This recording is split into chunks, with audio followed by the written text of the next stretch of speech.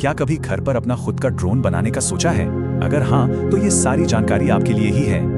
लेकिन ये समझ नहीं आता कि कौन कौन से पार्ट्स लगेंगे।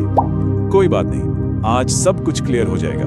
देखिए, अब ड्रोन बनाना सिर्फ इंजीनियर्स का काम नहीं रह गया है। सही जानकारी हो तो कोई भी इसे बना सकता है।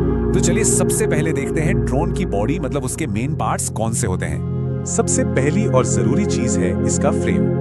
इसे ड्रोन का कंकाल या ढांचा समझ सकते हैं। सारे दूसरे पार्ट्स इसी पर कसे जाते हैं। अब बारी है उन चीजों की जो ड्रोन को पावर देती हैं। Brushless Motors. यही मोटर्स प्रोपेलर्स को इतनी तेजी से घुमाते हैं कि ड्रोन हवा में उड़ पाता है।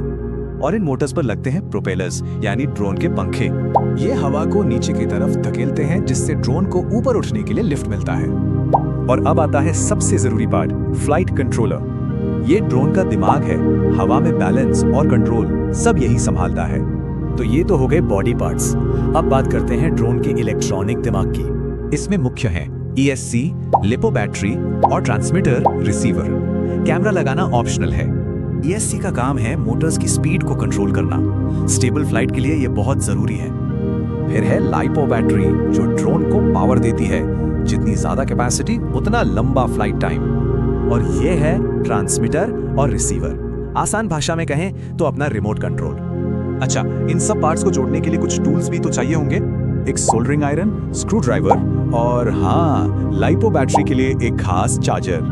तो सवाल ये है कि ये सब मिलकर काम कैसे करते हैं? ड्रोन आखिर उड़ता कैसे है? रिमोट से कमांड गया, फ्लाइट कंट्रोलर ने सिग्नल लिया, ESC ने मोटर घुमाई और ड्रोन उड़ गया।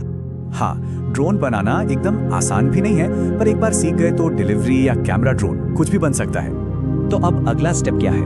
क्या इस ड्रोन को स्टेप बाय स्टेप बनता हुआ देखना चाहेंगे? अगली बार हम इसी ड्रोन को असेंबल करेंगे। तो साथ में बनाने के लिए अभी सब्सक्राइब कर लीजिए।